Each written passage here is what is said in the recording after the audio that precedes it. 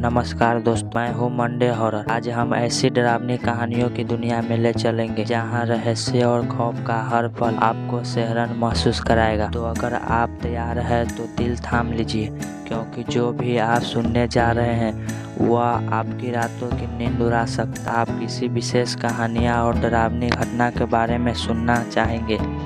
एक बार की बात है, एक छोटा सा कस्बा था जिसका नाम धुंधवारी था। यह कस्बा दूर दूर तक फैले जंगलों और पहाड़ियों के बीच बसा हुआ था। कस्बे के चारों ओर सिर्फ सन्नाटा, घना जंगल और रात की धड़कन में गूंजती हुई जंगली जानवरों की आवाज़ थी। यहाँ कोई भी रात के समय बाहर जाने की हिम्मत नहीं करता था, क्योंकि लोग कहते थे कि इस इलाके में कुछ अजीब खतरनाक घटित होता है। रंजीत सिंह एक अनुभवी ट्रक ड्राइवर था। वह देश भर के इलाकों में सामान पहुंचाता था। उसका काम मुश्किल था, लेकिन उसे अपने ट्रक के साथ सफ़र करने में मज़ा आता था। ऊपर जाना, अकेलेपन में ट्रक चलाना और रात के अंधेरे में भी अपने काम को अंजाम देना पसंद था। उसके लिए डर जैसी कोई चीज़ नहीं थी, या कम से कम वह ऐसा सोचता था। एक दिन रंजीत को एक नया ऑर्डर मिला।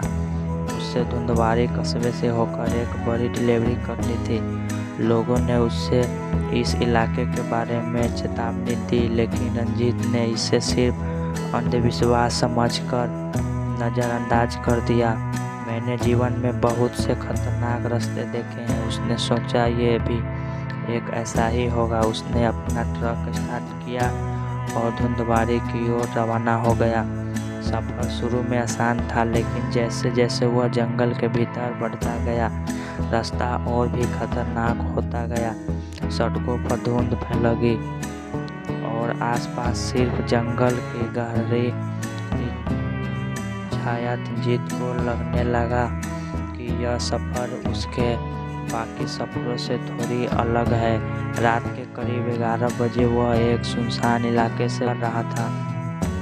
वह कोई दूसरी गाड़ी नहीं थी, कोई रोशनी नहीं थी, सिर्फ अंधकार और उसके ट्रक की हेडलाइट अचानक बुझ गई। सड़क के किनारे एक परछाई देखी। वह एक आदमी की तरह दिख रही थी, पर उसकी आकृति सामान्य थी। उसने अपना ट्रक धीरा किया और ध्यान से देखा, पर परछाई वहां से गायब हो गई।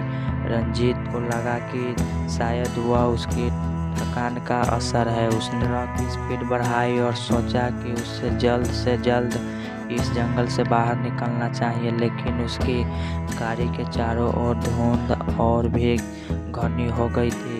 कुछ दूर जाने के बाद अचानक उसकी गाड़ी रुक गई। उसने कई बार कोशिश की, लेकिन ट्रक स्टार्ट ही नहीं हो रहा था।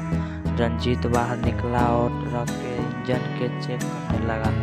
बस कुछ सही लग रहा था, पर गाड़ी स्टार्ट नहीं हो रही थी। तभी उससे अपने पीछे किसी के चलने की आवाज़ सुनाई दिया। वह तुरंत मुड़ा, लेकिन वहाँ कोई नहीं था।